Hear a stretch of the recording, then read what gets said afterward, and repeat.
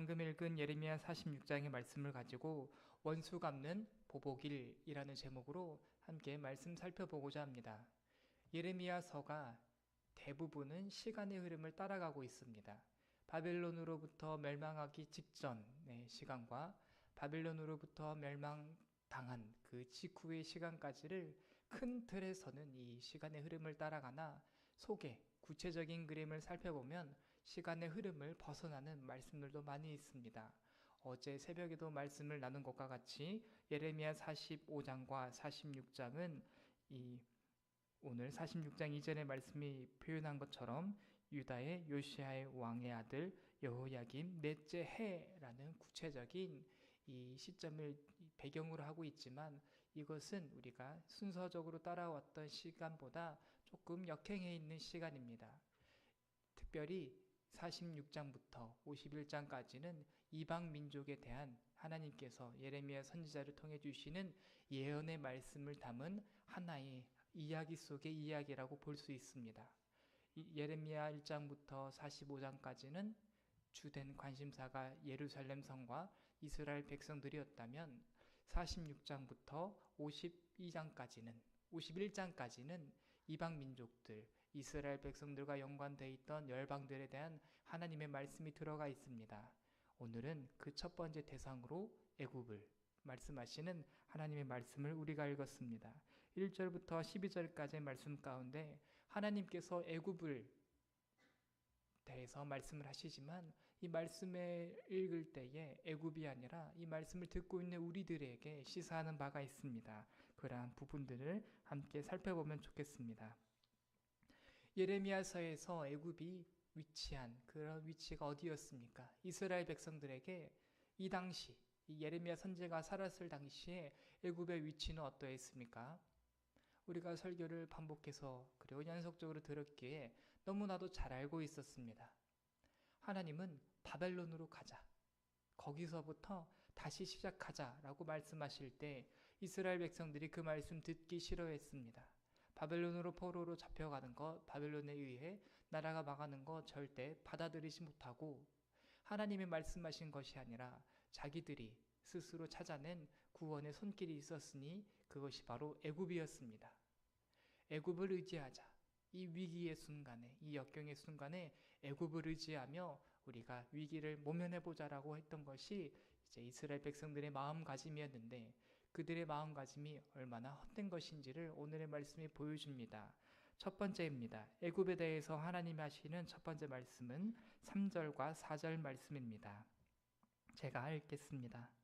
너희는 작은 방패와 큰 방패를 예비하고 나가서 싸우라. 너희 기병이여 말에 안장을 지어 타며 투구를 쓰고 나서며 창을 갈며 갑옷을 입으라. 아멘. 요 구절입니다. 이스라엘 백성들 앞서 말씀을 드린 것처럼 왜 애굽을 의지했을까요? 3절과 4절 말씀입니다. 다른 것이 아니라 애굽이 가지고 있는 군대가 그들에게 소망이 될 것처럼 보였기 때문입니다. 애굽과 이스라엘 백성들의 관계를 한번 생각해 보면 좋겠습니다.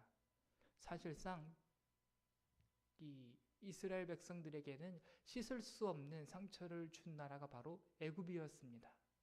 야곱의 그 후손들이 애굽으로 건너갔지만 430년 동안 종살이를 시켰던 나라가 애굽이고 사실상 하나님께서 다시는 애굽에 너희가 닿지 않게 하시리라고 그렇게도 말씀을 하셨지만 그 말씀을 어기면서까지 과거에 씻을 수 없는 상처를 주었고 하나님도 절대 애굽이라는 선을 넘지 마라 라고 말씀을 하셨음에도 불구하고 여전히 이스라엘 백성들은 그러한 모든 것을 다 떠나서 그들이 가지고 있는 군대, 그들이 가지고 있는 힘을 의지하고 싶은 마음에 여전히 애굽을 찾아나가고 있는 어리석은 모습을 우리가 발견할 수 있습니다. 3절과 4절 말씀이 애굽의 자랑이었던 군대를 설명하고 있습니다. 작은 방패, 큰 방패 다 들고 나와 보아라. 4절의 말씀, 너희 무장한 기병들이여 다 데리고 나와 보아라. 이렇게 하나님이 말씀하고 계십니다. 하나님은 하나님의 반대편에 서 있는 원수들에 대해서 너무나도 잘 알고 계십니다. 그들의 무기가 무엇인지, 그들의 강점이 무엇인지, 어떠한 것을 가지고 신자를 유혹하고 있는지를 너무나 잘 알고 계시는 하나님이시다라고 3절과 4절 말씀에 애굽의 강함을 말씀하시는 그 부분을 통해 우리가 확인할 수 있습니다. 다음 부분도 애굽에 대해서 너무나도 잘 아시는 하나님의 모습이 나옵니다.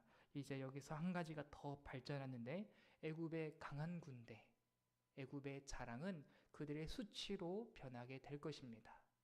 자랑이었던 그들의 군대가 그들의 수치로 변할 것임을 5절부터 이제 그 마지막 9절까지 쭉 이어지는데 5절과 6절의 말씀만 제가 읽겠습니다.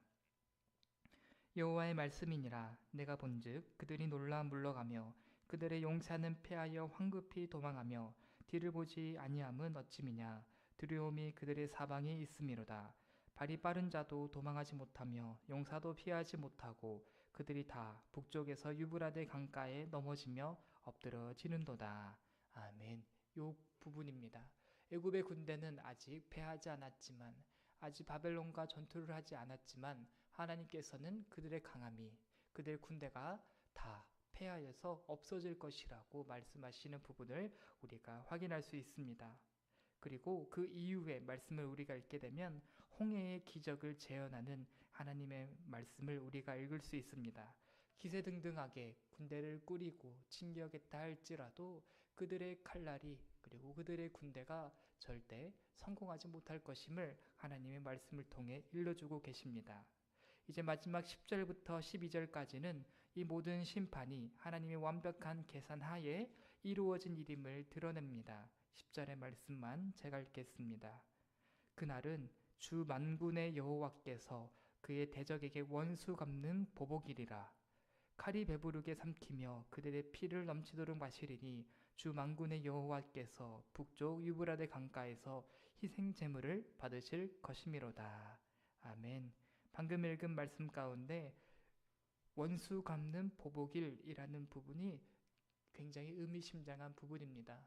애굽이 자신의 강함을 자랑할 수 있었던 이유가 무엇일까요? 하나님께서 심판을 유보하고 계셨기 때문입니다.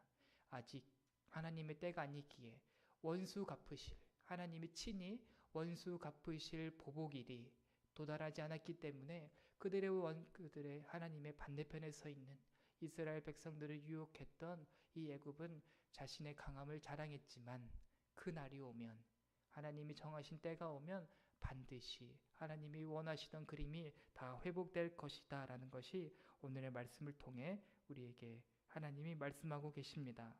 애굽을 의지했던 이스라엘 백성들의 모든 기대가 꺾이는 것은 우연의 일치도 아니요 힘의 균형이 무너진 사건도 아닙니다.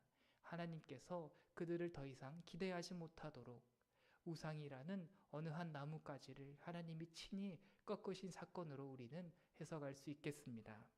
이러한 애굽에 대한 말씀이 오늘날 우리들에게 어떠한 의미로 다가오는지를 이제 적용해 보면 좋겠습니다. 첫 번째입니다.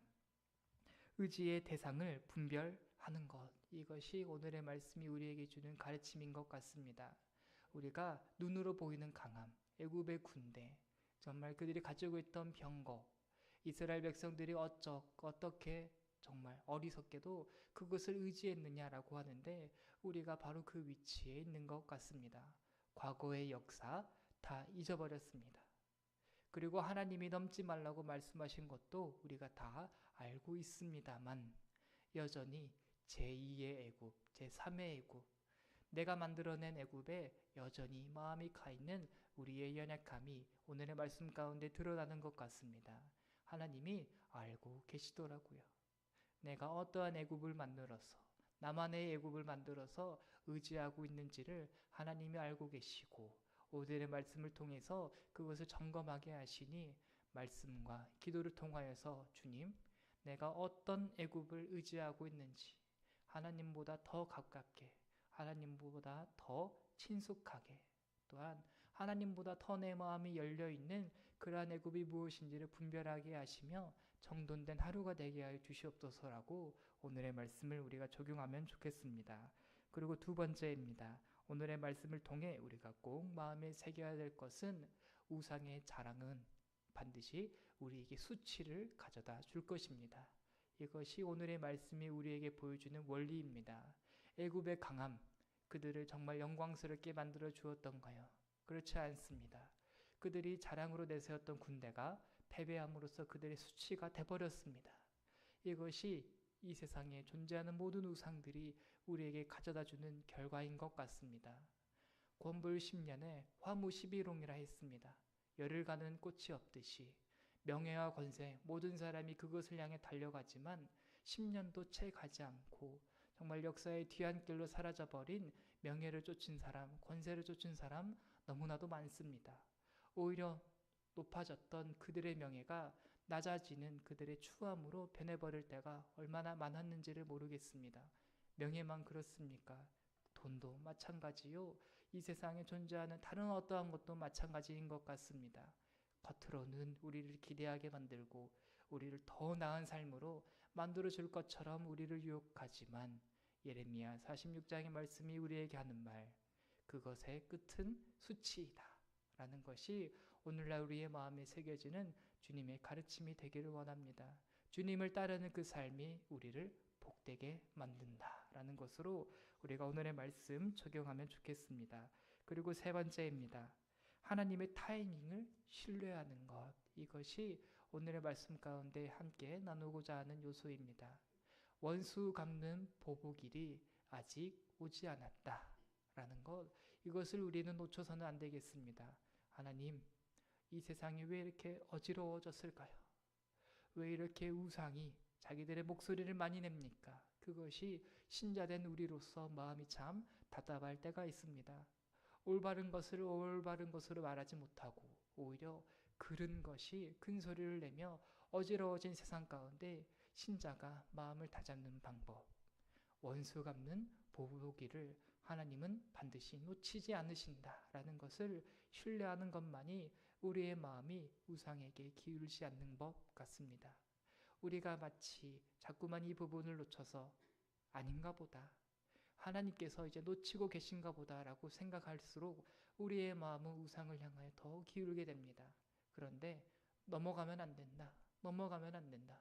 반드시 하나님이 이 끝을 정하셨고 그날은 반드시 온다라는 것을 우리가 알고 타협하지 않는 자세로 끝까지 믿음의 싸움에 자리를 지켜나가는 것, 그것이 오늘의 말씀의 적용이라 할 수 있겠습니다.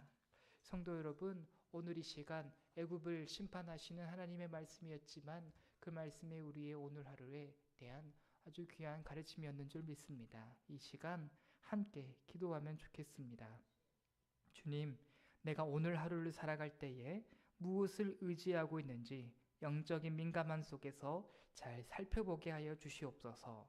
망가질 애굽의 군대를 여전히 신뢰하는 어리석음 가운데 있다면 그것에서부터 피해가는 정말로 참된 방패 되시는 주님만 의지하는 오늘 하루가 되게 하여 주시옵소서라고 우리가 다 같이 주님의 이름 한번 부르짖고 기도하겠습니다. 주여,